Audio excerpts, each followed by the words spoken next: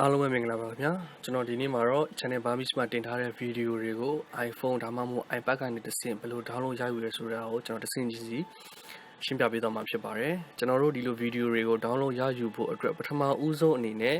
ဒီ downloader application လေးကိုကျွန်တော်တို့ရဲ့ iPhone ဒါမှမဟုတ် iPad ထဲမှာ install လုပ်ထားဖို့လိုအပ်ပါတယ်တကယ်လို့လုပ်ပြီးသွားပြီဆိုလို့ရှိရင်တော့ဒီ downloader application ကိုကျွန်တော်တို့ဖွင့်လိုက်ပါမယ်ဖွင့်ပြီးပြီဆိုတော့ ਨੇ ကျွန်တော်တို့ဒီ channel Barmis ဝင်လိုက်ပါမယ်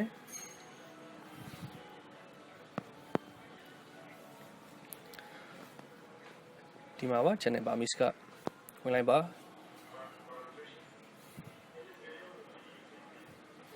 မိမိလိုချင်တဲ့ဇာတ်ကားတစ်ခုကိုရွေးချယ်လိုက်ပါကျွန်တော်ကတော့ဥပမာအနေနဲ့ baby boss ကိုရွေးချယ်လိုက်ပါတယ်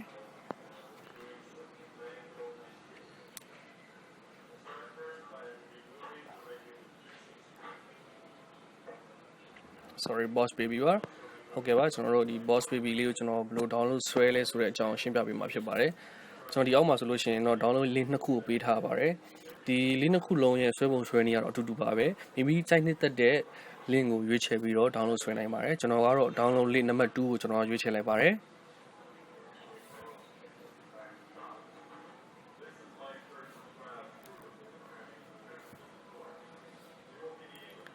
ဒီရောက်သွားပြီဆိုလို့ရှိရင်တော့ဒီစက္ကန့်ပိုင်းလေးခဏစောင့်ပြရပါမယ်ဟုတ်ကဲ့ပါအခုဆိုလို့ရှိရင်ဒီ skill လေးပေါ်လာပါပြီဟုတ်ကဲ့ပါအခုဆိုလို့ရှိရင်ဒီ skill လေးပေါ်လာပါပြီ skip button လေးပေါ်လာတဲ့အတွက်ကြောင့်မလို့ဒီ skip button လေးကိုနှိပ်လိုက်ပါ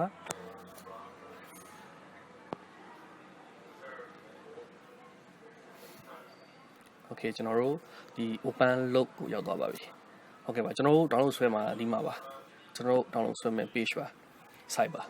โอเคဒီမှာကျွန်တော်တို့မြင်တွေ့ရမှာကဒီ view နဲ့ download ဆိုပြီးနှစ်မျိုးတွေ့ရမှာဖြစ်ပါတယ် view ကတော့ကျွန်တော်တိုက်ရိုက်ကြည့်တာပါ download ကတော့ကျွန်တော်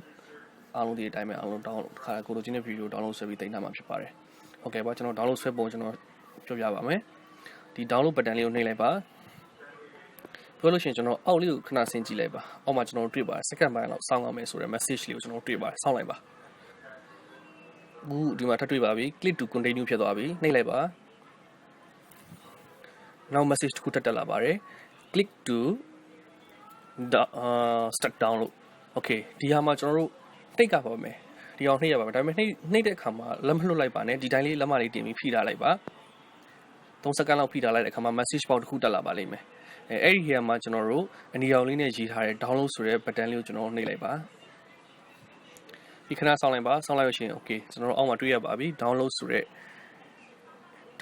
နေရာလေးမှာအနီရောင်အဆက်ကလေးနဲ့အဝိုင်းလေးနဲ့1ဆိုပြီးရေးထားပါတယ်ဟုတ်ကဲ့ပါကျွန်တော် download စဆွဲနေပါပြီအဲ့ဒါဆိုကျွန်တော်ဝင်ကြည့်လို့ရပါတယ် download ဆွဲနေတာဒီ download ကတကယ်အလုပ်လုပ်တာဟုတ်ရဲ့လားမဟုတ်ဘူးလားဆိုတော့ကျွန်တော်ဝင်ကြည့်လို့ရပါတယ်ဝင်ကြည့်လိုက်ပါ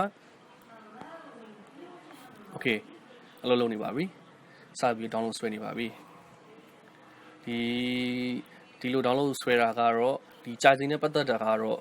ကျွန်တော်တို့တွေအသုံးပြုနေတဲ့ဒီ internet line အမြန်နှုန်းပေါ်မှာအများကြီးမူတည်ပါတယ်အချိန်ဘယ်လောက်ကြာမလဲဆိုတာကတော့ကျွန်တော်တို့အတိအကျပြောလို့မရပါဘူးတကယ်လို့ line ကကောင်းတယ်ဆိုလို့ရှိရင်တော့ကျွန်တော်တို့လိုချင်တဲ့ video ကိုအလျင်အမြန် download ဆွဲနိုင်မှာဖြစ်ပါတယ်တကယ်လို့ line ကသိပ်မကောင်းဘူးဆိုလို့ရှိရင်တော့ကျွန်တော်တို့အနည်းငယ်တော့အဆောင်ဆိုင်ပေးရမှာဖြစ်ပါတယ်ဒီအဝိုင်းလေးကပြည့်သွားပြီဆိုလို့ရှိရင်တော့ကျွန်တော်တို့ download ဆွဲတဲ့ကိစ္စပြီးဆုံးသွားပါပြီ